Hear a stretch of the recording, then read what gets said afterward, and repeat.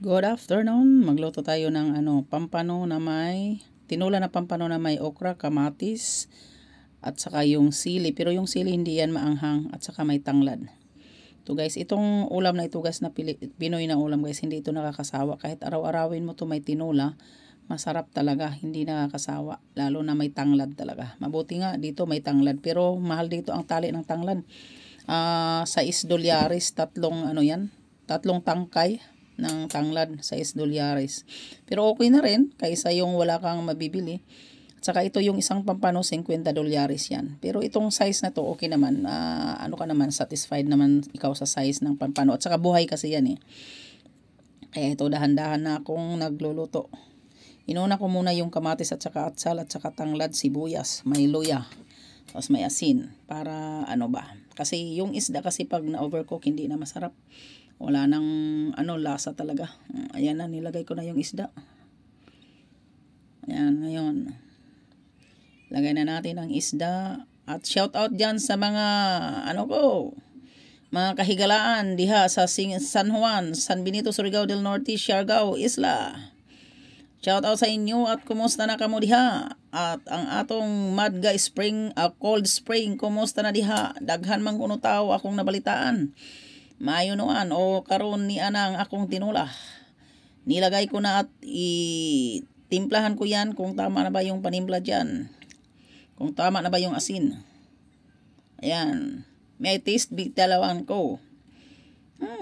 Tama gyud timpla kayo. Yan. Masiramon kung sa Bicol pa masiramon ang tinula na pampano. Ito kasi na tinula na pampano guys. Pampano gusto ko kasi malaman at saka hindi matinik. Matinik man siya pero hindi maano yung tinik niya. Hindi ba matigas. Ayan na. Nandyan na sa lamisa ang aking niloto na tinula. At ito ay maya-maya kakain na kami guys. Ito na yun. Ito na siya. Preskong presko pa talaga yan. Tumatakbo-takbo. Lumalangoy-langoy pa yung isda na yan guys. Pag tinula guys, ang pag-usapan ang binibili ko yung buhay talaga. Bahala na kung mahal ang presyo basta kay yung buhay kasi tinula kasi sasabawan. Ayun, kakain na si Inday.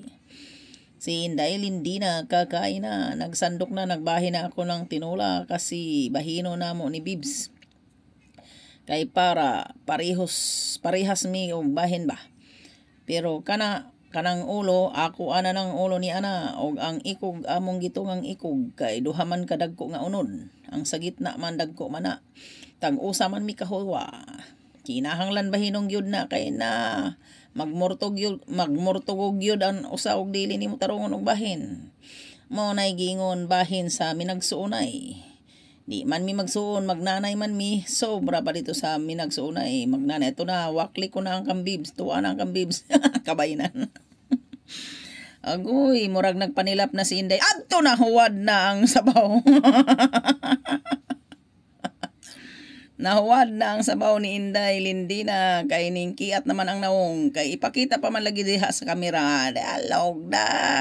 Huwad ka lagi kay kanang imo lagi kakiat kay gusto pa man nimo ipakita nimo diha sa kamera kana karon nakapunas ka no karon logda ka kay kanang pakita-kita pa man ang kamera diha kana nagsabaw na si Lola Inday.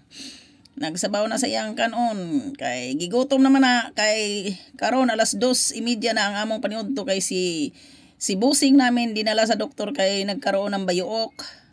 Kaya sinugod sa doktor para ma-check up ang bayuok niya at maresitahan ng gamot para hindi lalagnatin at hindi lalaki lalo.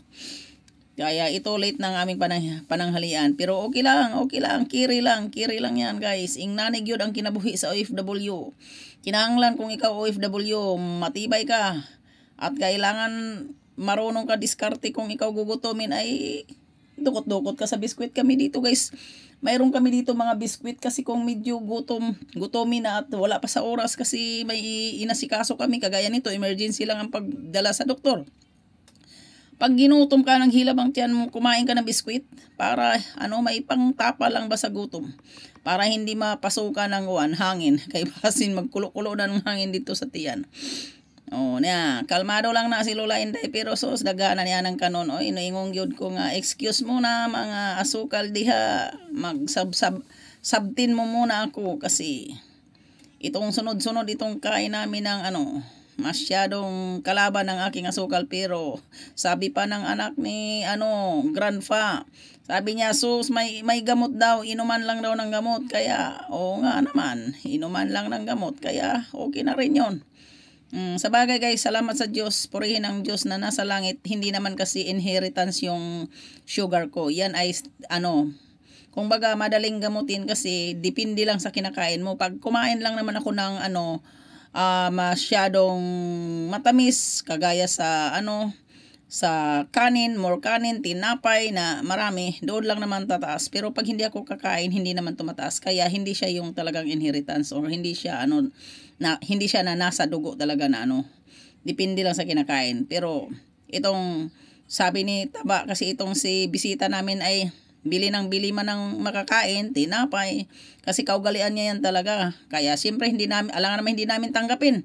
O di ba? Libre na kami kaya tinatanggap namin. Kaya maraming salamat sa Diyos dahil ganito rin ang ugali ng anak ni grandpa. Kaya thank you Lord, purihin ka Ama na nasa langit. Thank you so much sa mga blessings na ibinigay mo sa amin at sa pamilya ko.